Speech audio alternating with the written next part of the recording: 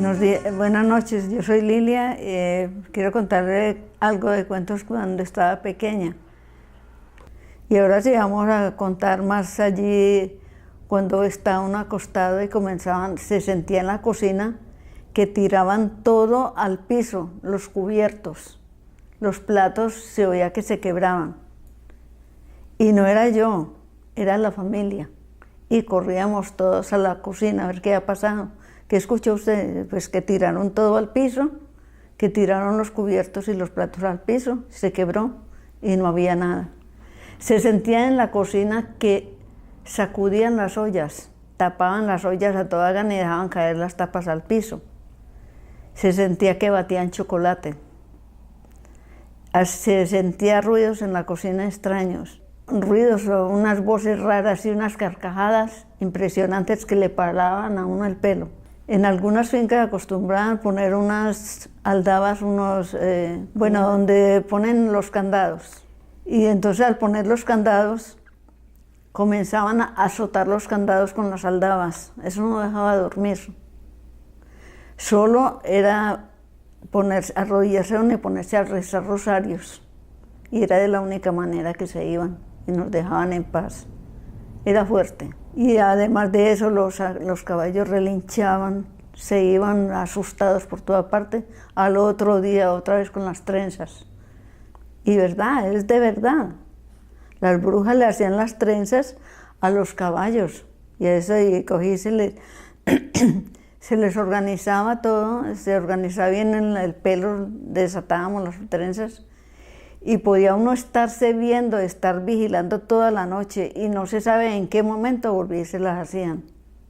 Eso era horrible. El abuelo siempre decía que se subían encima de ellos y en ese momento que se subían encima de ellos les hacían las trenzas, que por eso nosotros no las veíamos, que ellas no se dejaban ver. Eso era fuerte porque a nosotros nos daba mucho miedo.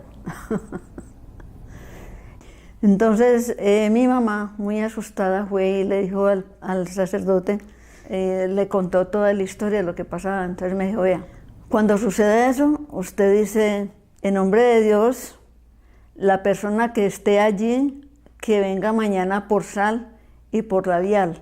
Cuando, ¿verdad? Al otro día de mi mamá, porque a la siguiente noche fue lo mismo, al otro día, cuando él mismo dijo ya, y hizo mi mamá también, lo dijo así duro en la puerta, detrás de la puerta le dijo.